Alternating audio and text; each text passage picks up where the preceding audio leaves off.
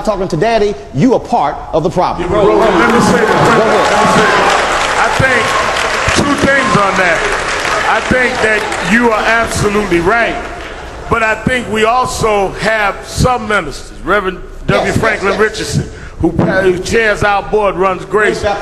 He has mentoring program. Nobody's better in New York than Minister Kevin Muhammad. Pastor this church. A lot of folk that criticizing the church ain't been to church in 20 years. Because they don't understand that there are some churches that are doing that. The other thing is, and that's why I think 100 Black Men is important, is that there are other obligations where we can mentor people whose father left.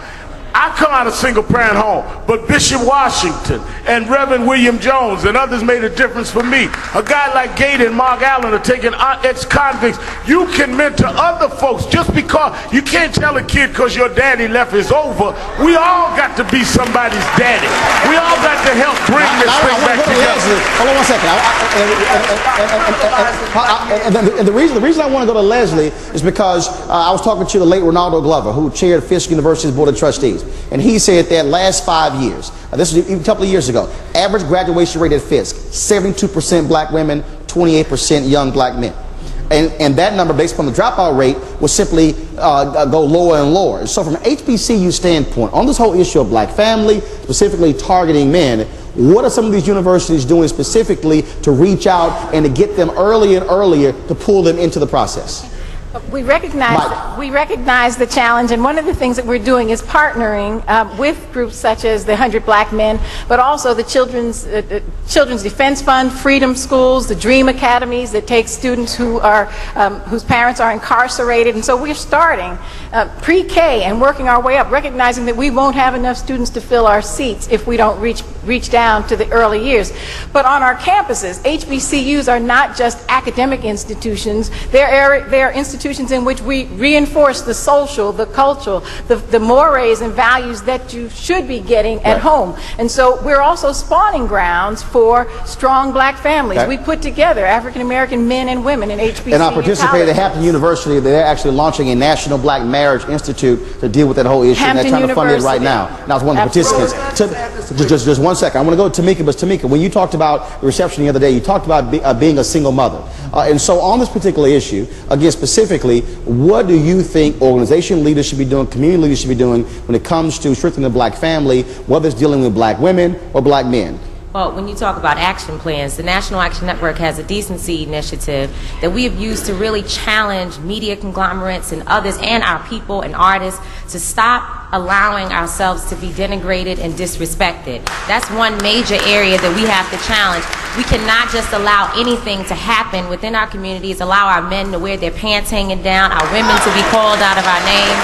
So once we deal with that and stop allowing it to just happen as though it is a part of culture, because it's not. We need to be respected. And once we respect ourselves, I think other folks will respect us and our families will be strong. And actually, Tom, you got a comment from the web that goes with that. Go ahead. Dude, when my 10 and 11-year-old children watch TV in prime time, they see black people portrayed as buffoons on comedy shows and skeezers on reality shows.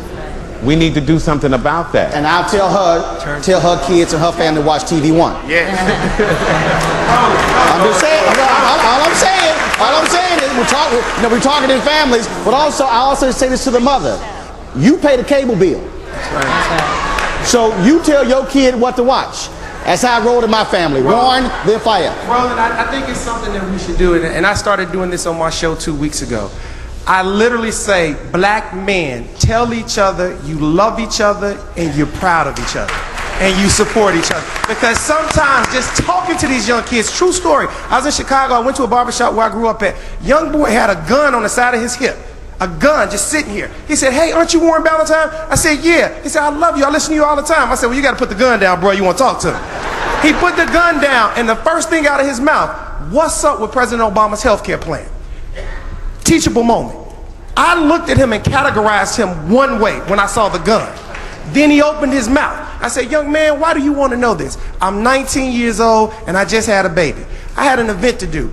I was supposed to be there in an hour. I sat in that barbershop for 4 hours with that boy. He cried, he gave me his gun and made a commitment to be there for his child. So you took the time. So you took the time at that very moment to mentor versus waiting for someone else. Danny, you're writing.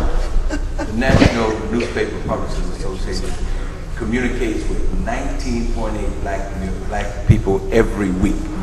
Get your black million every week. Get your black newspapers. Subscribe to those newspapers, and we are committed to changing the images that you see. When you look in and you read black newspapers, you see positive things about black people.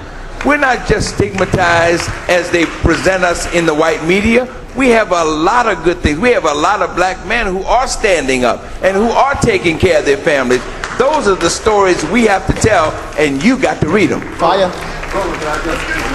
I really think we got to stop criminalizing black men over this black father issue. We are criminalizing them. That's right. I'm sorry. Let's lean forward. Okay. We have to stop criminalizing our brothers. In many states, when you don't pay child support, you go to jail. Okay. I'm saying there has to be safe daddy houses where we give them places where they could be trained, where they could get the education and spaces where they can be with their children. We have to understand the root cause of the separation of the black family. Right. And until we get to the root of it, all of these things we're saying up here, but we should be doing, buying black, it's not going to happen, people, till we deal with what Dr. Woodson said. We got to end the miseducation. Church by church, school by school, it is a systemic problem. There's a basic belief that black people are inferior from President Obama on down. And until we raise up our history and our wellness and our greatness, our men and women and children will continue to act inferior. I gotta go to a break right now. But I'll say this: where you start, if you lay down with somebody, put a condom on before you start a family. You can start right there before you gotta wait for something else. Back in a moment. Stay tuned for more of Measuring the Movement, and stay with NewsTalk 1090 AM WILD Boston, where information is power.